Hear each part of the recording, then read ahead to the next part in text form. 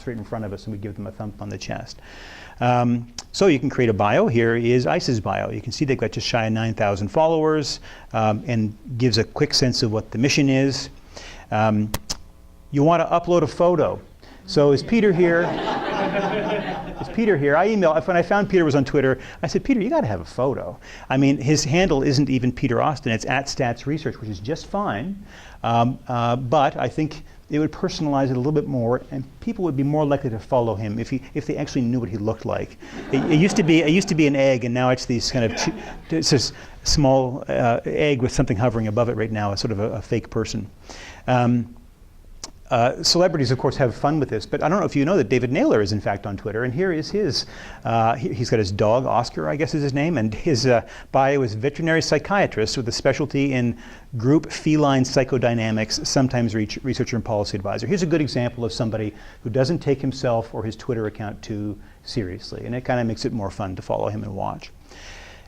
Now, once you've got your account, you are probably going to want to follow some people. And here's an exercise in extremes here. So here's a very prominent, accomplished cardiologist in Boston named Michael Gibson, who has 330,000 followers. But he is following 302,000 people. And so I think it's fair to make the claim that a lot of his followers are following him simply because he followed them back. And you can do this automatically. You can automatically follow back people who follow you. I don't personally think that would make for a good use of Twitter, because you would just be flooded with content of stuff you don't actually want to see. Here's an emergency physician with an interest in cardiology who has 24,000 followers, is only following 7 people. And so here's an example of a guy whose use of Twitter is primarily unidirectional. He's not there to receive info from others, but in fact he is there primarily as an educator to share his views, mostly on emergency medicine and cardiology. Don, you have a question? No. So who would you choose to follow? Of course, a journal would make sense, or a society that you belong to might make sense. So these are my personal preferences, and sort of give you a sense of who I'm more likely to follow. Somebody I learn things from. I mean, I've been, learning in one way or another from a post-secondary perspective, at least since 1986. But it's amazing. I learn something new every day on Twitter of one sort or another. People who give good clinical insights. There's no shortage of really good doctors on Twitter, and you don't have to be have an academic affiliation to be a smart, thoughtful doctor with useful things to say. Probably a little bit different in the realm of science, because most of those people are going to be affiliated with universities. People who are funny, and David Naylor is a good example. He'll has treats of his Christmas tree and his dog, and he makes little jokes, and it kind of he doesn't overshare, but it actually makes him more interesting to follow. Obviously someone who's smart, has a good photo, and I still follow Peter despite the fact that he doesn't have a photo, and some value added. But I think it's you can imagine who you might not want to follow, and these are my personal thoughts. People who tweet incessantly. I'll show you an example in a moment, although I still follow him. If you tweet hundreds of times a day, you're going to overwhelm anyone who's chosen to follow you, and they're probably going to unfollow you or not follow you in the first place, or maybe even mute you, which is probably the worst fate. But it's not really respectful. Sort of to inundate your followers with every little thing that crosses your mind. The news aggregator. There are people who seem to have as their primary objective just retweeting news headlines of one sort or another, and that is just not very interesting. The oversharer, right? I mean, people talking about their I think it's fine to talk about your kids. I do it myself a little bit, but when it's incessantly talking about your kids or your divorce or whatever else is out there, I mean, there are lots of too much information people on Twitter. People who only retweet, right? People who don't actually ever lend their own words to a tweet. If all you do is retweet other people's content, it's not that that's without value, but it doesn't really give, it doesn't maximize the use of Twitter, because it doesn't give your followers a sense of what you think about what you just retweeted. As opposed to retweeting it, you can offer your 2 cents worth and embed that tweet. Not, of course, all the time, but once in a while. If you're tweeting pictures of yourself and what you made for dinner, again, once in a while, that's okay, but if it's multiple times a day, then I think that's just not that interesting, honestly, and angry vibes. So I've certainly got some examples of that I'll show you in a little bit. So let's say you have signed up for an account and you want to tweet. It was the case until last year that you had a limit of 140 characters. And Twitter, I think, I'm not sure this was the best idea. They extended the maximum length to 280 characters. There's merit in brevity. And by extending it to 280, you just encourage people to use more words than necessary to convey their points. So you can put your content there. If you want to use a hashtag, for example, tagging a meeting, you can do that. You can link to someone to give them credit, or if they're a co-author, Tara Gomes, Mike Schul here, you can add a link to a journal, or you can add an image, a picture, or a poll, or a video.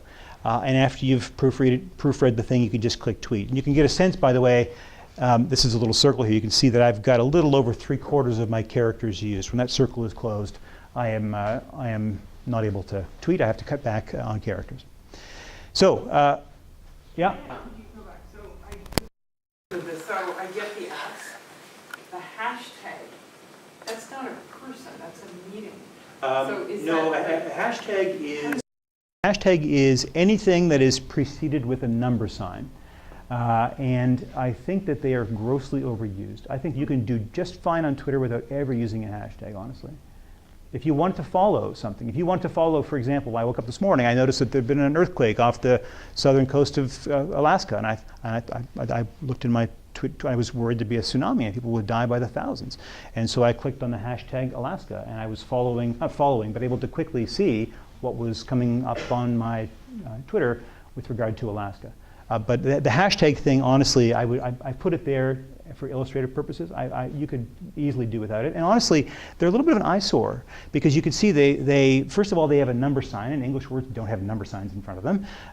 But also their color is different. And so I think I use them very sparingly. Some people will pepper 3 or 4 or 5 in a tweet, and I think that gets a bit tiresome, honestly. Oh, okay. Ampersand hashtag. That means that talks about Alaska. Do you get the message, or like how does it work? Let's say I put a tweet. Let's say I tweeted about Alaska and I used hashtag Alaska. It would show up as a different color on my tweet, and anyone who is following the Alaska hashtag my tweet would enter their feed. They would see that I had tweeted something about it. So it's like a subject matter. Kind of. That's a fair way of putting it. Yeah, that's much more succinct than me. Thanks very much, Therese.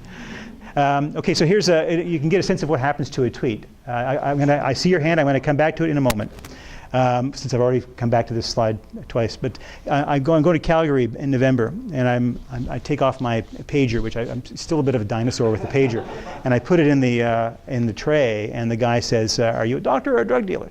And I said, "That depends on your perspective." So this is an example of, it's kind of a silly tweet. I could easily have done without it, but I thought it was an interesting observation, and it got a fair bit of retweets, and you can see what happened to it. You can get a sense from clicking at the base of the tweet what actually happened. And so somehow this stupid little observation from the Maple Leaf Lounge crossed the paths of 240,000 people. Somehow 4,300 people clicked on my profile as a result of it, and two people had were sufficiently misguided to follow me as a result of the tweet. So you can get a sense of what happens to a tweet from that little histogram at the bottom of it. So back to your question there, Rick. Coming back to who to follow, how do you apply those guidelines to @real Donald Trump? I follow him. It's depressing though, and I got to say one of the downsides of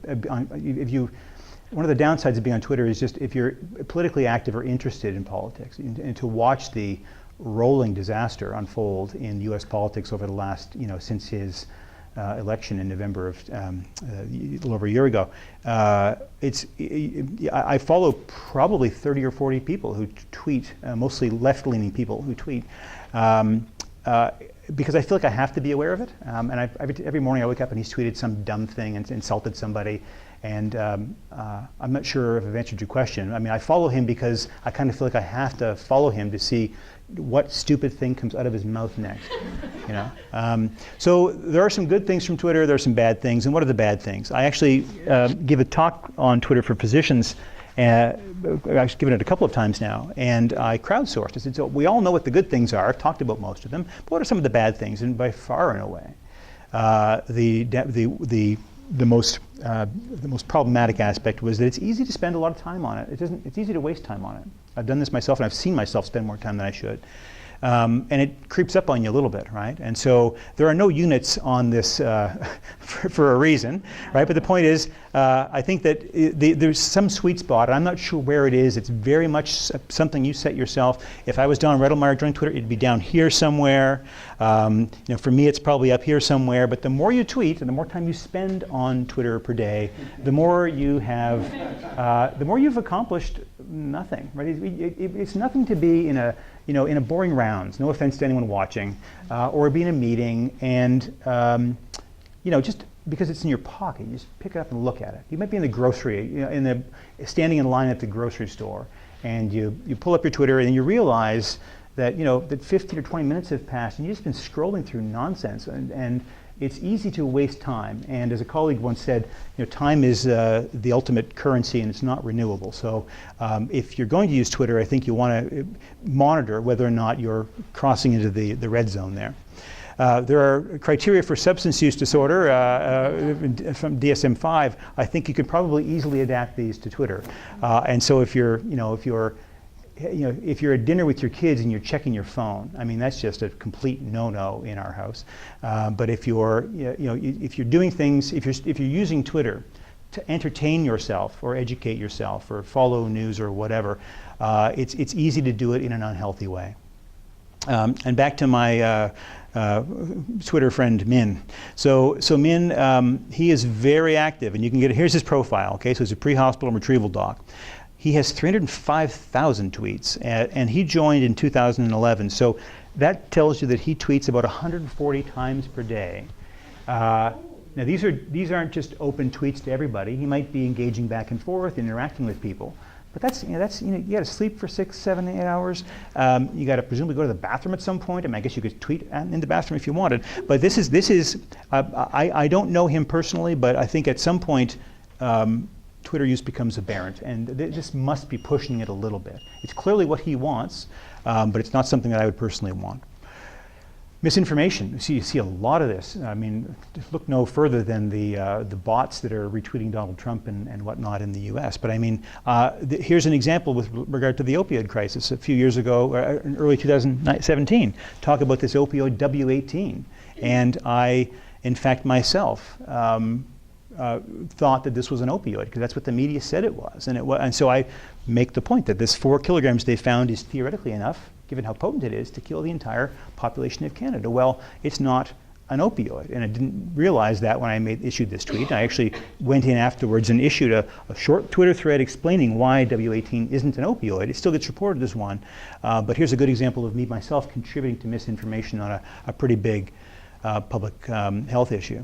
So this is probably less likely in the realm of science, but I'm sure it can happen. There are instances where people sometimes they say things on Twitter or on Facebook that they might not really say to somebody in person. You can see a couple of examples of people getting in trouble, justifiably getting in trouble for being critical, or in the case of Phil Berger, a very accomplished prominent family doc at St. Mike's, being slammed on social media because of his views on physicians and their negotiations.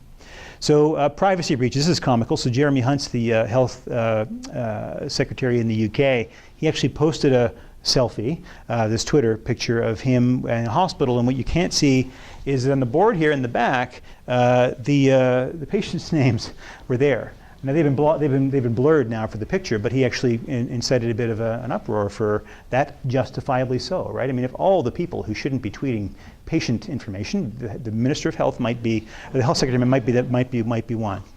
And I guess you want to keep in mind that when you're on Twitter, nothing is really private or temporary. You can delete a tweet, but I guarantee you, Trump has deleted tweets where he spells unprecedented, as an example, instead of unprecedented. It blows my mind that he did that. But he deleted it, and you know that there are thousands of screen grabs out there of exactly that tweet, so it's not going to be forgotten. But patients can find something that I tweet, lawyers can for sure find it, and there are articling students and whatnot, and employers can find it too. So I've gotten involved and not sort of eased into this, but advocacy around the opioid crisis. And when you advocate for something, especially when there's other other parties and not everyone shares your views, you can pretty easily become the subject of hostility. So I've myself received a fair bit of criticism from pain docs. Here's a guy in Las Vegas, here's a doc in Edmonton. That guy's my special project. I'm trying to get him to see my way of thinking. Here's a pharmacist in Albany. And so they don't agree with my views. And rather than disagreeing in a professional and respectful fashion, there's a bit of mudslinging. And I guess I can't say that I've never retaliated, but I try more and more to not do that because there's really nothing to be gained by responding in that way. But there's certainly a perception on the part of patients. You know, when I advocate for more cautious opioid prescribing and less use of high doses and starting the drugs less frequently, they quickly, it's pretty easy for them to pile on to doctors like me because they think that I am somehow responsible for taking away their pain medicine. So this is a smattering of thousands upon thousands of messages. I've got emails and voicemails to go along with these. It's just, I mean, you either, if you're going to try and convince people of your viewpoints, I mean, you either state your views on something and try and help people understand why you hold your views, or you don't. And if you choose to do it, you're going to be disagreed with from time to time, sometimes in a hostile fashion. So if you're on Twitter, what are some do's and don'ts? Most institutions have a policy, like Sunnybrook's. These are boring. Does ISIS have a policy? Where's Kathy? We have a policy? Okay, I should have linked to it. So what might you do? I think keep it short, right? You don't need to use all 280 characters. And you don't always need to use a thread when you can make your point in a single tweet, okay? It's helpful to engage, so respond to someone. If Ken Rothman says something you don't disagree with, respond to him. And he'll say, wow, Don Rettelmeyer's on Twitter. He might follow you back. You have a bit of back and forth. Anyone who follows him sees your exchange and probably learns from it. Be respectful in disagreement. This is something that I have historically struggled with more than I do now, but I still sometimes do. It's really helpful. I think tweets get more attention if they link to an image or to a publication or something you read in the newspaper. You could just retweet something. Someone else, I can show you an example of how you might do that, but you can retweet something but by clicking retweet and helping spread it around the globe. All your followers will see that, or if you feel like it, you can comment and embed the tweet. It's not very difficult to do. It's really important to give credit where due, right? So sometimes, I see this once in a while, someone will make a funny comment and I'll get 10,000 retweets, and then someone else will kind of pilfer it and present it as their own, which is deeply, deeply distasteful. And again, proofread before tweeting. Like, you guys have all heard the joke, like, how do you find a typo in a manuscript? You click submit, right? We've all had that happen to us. It's the same thing happens with tweets. And so especially if you're tweeting something that you think has got the potential to be followed or seen by a lot of people, just make sure you're not made a typo of any sort. And it's helpful, go easy in the hashtags. They just become a bit of an eyesore. Once in a while they are fine, but a lot of them is just too much. That's my personal view. And to be a person, you sort of share a little glimpse of yourself, not all the time, but every once in a while. Don't tweet while angry or impaired or tired or driving, okay? This is more for the docs in the crowd. Don't offer medical advice or argue with patients. Don't tweet incessantly because nobody wants to be flooded by your tweets. There are some people who tweet and never ever respond, and I just don't understand that. I think that one of the fun things about Twitter is the engagement that happens. Arguing with patients is an absolute no-no. The patients who are berating me endlessly, I have them muted, and I haven't blocked them, most of them. I mean, you can block somebody so they can't see your tweets. They could by creating a second account and following you on that second account. But I mute them, not because I want to be disrespectful, but I hope that when they follow the things I have to say, specifically around opioids, I hope they come to see that I'm not the evil ogre of that they maybe perceive me to be, and that they maybe come to share my views. Don't use profanity. I put an asterisk there, and someone said before when I gave this talk, what's with the asterisk? And I'm not encouraging profanity, but I think that once in a while, once every blue moon, mild use of profanity might make your point a little bit more effectively, just as you might in real life use it. That's not an endorsement of profanity. Being overly personal or impersonal, I think, are not good, and important not to conflate Twitter with your job. So So with that, I think that if you're a scientist and you're not on Twitter, I think it's helpful to realize that it can be a useful tool to learn, to teach, and to help translate your research out into practice, and helps with engagement on topics that are important to you and advocacy as well. But I think the single biggest thing is helping increase the reach of your publications. There's no way it doesn't do that. Sometimes it doesn't do a very great degree. And it's not without its downsides, as we've spoken about. So with that, I will end. I don't think I've said anything that surprises any of you. Maybe I'm wrong, but anyway, I have some time for questions. Thanks very much. That was wonderful, David. We've got time for questions. Katie, you're first. I'm pretty convinced about this, and I found it useful for sharing publications and seeing other people's books. I don't use that often. One of the reasons is I find it quite overwhelming how much information is on there. So I don't follow many people, but there always seems to be hundreds and hundreds of tweets. So how do you deal with that? And do you know how they decide which ones come up at the top of your screen? So for listening on YouTube land, the first question was, how do you grapple with the fact that it can be overwhelming? Well, I think different people have different approaches to that. If I'm feeling overwhelmed by an individual, I'll just generally unfollow them. But I think that the trick is, if you're overwhelmed, is not to be selective in who you follow, and don't feel like you have to read every single tweet. That's not how I would use it. What is sometimes helpful is creating lists, and so you can, with either Twitter or TweetDeck, you can actually create lists. I've got a list of clinicians. I've got a list of people who are overly fond of opioids, people who tweet a whole lot, and I add people to and take people away from these lists so I can go back and follow them and see what they wrote. Even if they wrote it yesterday, I have it pulled up. The second part of your question, remind me. Is it just the most recent tweets that come to the top, or is it some other algorithm? It seems that the most recent tweets generally appear at the top. Once in a while, when you open up your Twitter, you're presented with, and this is only a recent thing, tweets that somebody you follow liked, like yesterday, which is weird. That ends up cluttering your Twitter feed. So, if my wife, who's on Twitter, likes a tweet, I might open up Twitter and see that she liked it, and it's a tweet from a day ago, and I might scratch my head and ask, why did she like this tweet? And I don't know, but it's one of the slightly annoying aspects of Twitter. But in general, the most recent ones come up first. To point out that here at ISIS, we are available in the communications and KTE department to help you with your Twitter profile. If you do decide, Don Meyer, to take that plunge, we can do a little bit of a clinic, a little spotlight on what you need to know and give you a little guidance. Well, let me show you. I took a bit of a gamble at the outset of this rounds, and I was on my phone when you were talking to me, Kathleen. I'm sorry about that. I tweeted, I'm about to speak to a group of scientists on why every scientist should be on Twitter. Can I get a few retweets in the next 60 minutes or so to show them its reach? And I want to show you this. I had to look up the stupid bias I'd never heard of. So here's my Twitter profile. All right.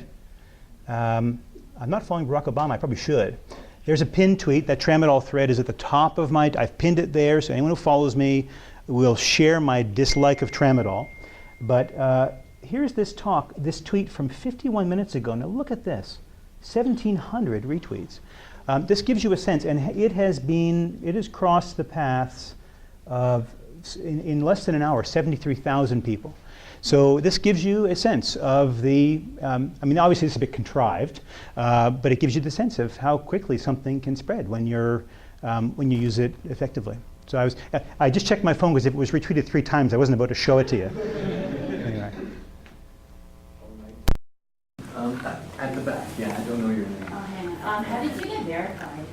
Oh, so verified thing. This little blue check mark here. Okay, so I kind of felt a bit stupid doing that, but this blue check mark means verified. And until a few years ago, it was generally the stuff of politicians and celebrities and so on.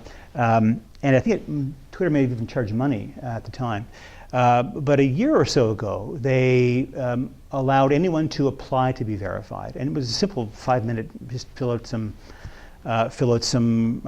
online application. It took like literally a couple of minutes. And I did it for two reasons. One, because I end up in the media quite a lot, and I publish things in the Globe and Mail or the Star, or I'm interviewed on the CBC, and I thought that there might be a slight added element of legitimacy there if the check mark were present. I also did it in part for selfish reasons, in that I had made the observation myself that if somebody replied to me or retweeted a tweet of mine and they had a blue check mark, I gave their account a little bit more attention. And so if you accept that having followers is a good thing, because if you're trying to convince people of your views on a matter have some merit, more followers is better, I thought that it might be a way of maybe helping to sort of slowly augment the follower count. But it wasn't hard to do. I love the graph about using Twitter just the right amount, all right, not too much and not excessively. Would you be willing to put a number on that? I.e., what do you think is sort of the right amount in terms of hours per week? Question for those on the crowd is, what's the right amount of hours per week on Twitter? And it's a very personal decision. It depends on what you want to get out of it, right? So I would say for me, I probably spend more than this, but an hour a day is a lot of time, but I probably spend an hour a day at, walking to my car, or a bit of downtime here or there. Some days I'll spend, that thread on Tramadol took me 3 or 4 hours to create. So it varies depending on what your objectives are. And if I can guarantee you, when Robert Mueller issues his report, I'm going to probably be on Twitter quite a lot. I won't be at ICES that week. I won't be I'm just kidding. So it's sort of a function of what's happening in the world. But some people, you've already seen here, some people have an account and they use it very infrequently.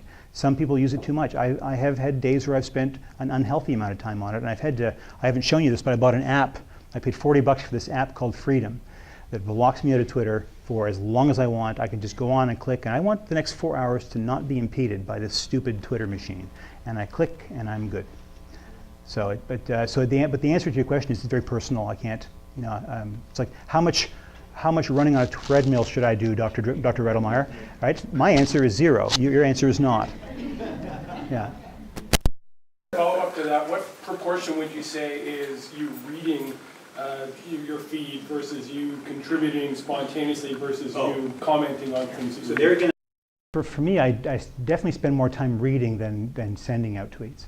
But someone like Min will do reading and a lot of engagement. Again, it's a personal decision, depends on how you want to use it. Some people will not tweet anything. Mohammed Mamdani joined it a few years ago. I think he tweeted once or twice and then it just wasn't for him. He kind of gave up. It just wasn't his way it wasn't the way in which he wanted to learn or educate or make some sort of contribution. Deborah? How do you feel about the We Love David Juurlink Twitter feed? That was my... Yeah, so I don't know why he did this.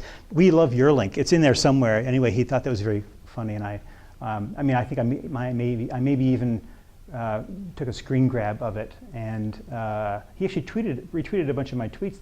I think he's trying to get his allowance bumped up a little bit. I don't know, but it was a good. I wish I could find. I can't think how I tagged that tweet. But my kid one day just created a Twitter account. He was at 11 at the time, created a Twitter account entitled "We Love Juurlink." Can I find it? Let's just see if it's in there. I don't. We love. Maybe it was love. No, I'm not sure where it is. I could find it if I had a bit more time. But he's 12-year-old now. They do stuff like that. We can send that. Okay, Michael.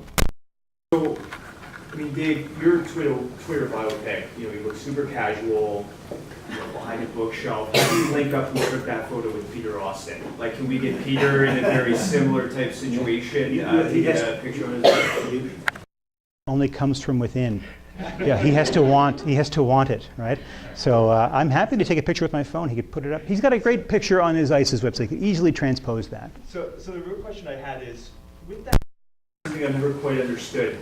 People use various different ways of talking about things, like even the Alaskan earthquake is your example, right? People like hashtag Alaska, hashtag Alaskan earthquake. Does Twitter do something on the back end to kind of synthesize all that information, or are there all these synonyms of very... I think it just matching is my suspicion. I don't know. I mean, you could type in the hashtag, but you could also type in Alaska. You don't actually need to use the hashtag, and you can see. I mean, there's the top news, yada yada yada. You can go to the latest tweets, which will typically be within the last few seconds. Right? There they are. But what Twitter does in its headquarters, it's beyond my cranial capacity. But searching a keyword will be used, and you can usually see sort of the most obvious and straightforward, probably most credible hashtag related to what you're searching. That's right. Yeah. Now sometimes you'll have different for the same thing, which is probably not the best use of. That's why Alaska makes more sense than hashtag Alaska or hashtag Alaska earthquake, hashtag Kodiak. I mean, there's a variety of things that could bring you there, but Alaska usually do it. I don't see any more hands. And on that hashtag point, we'll end.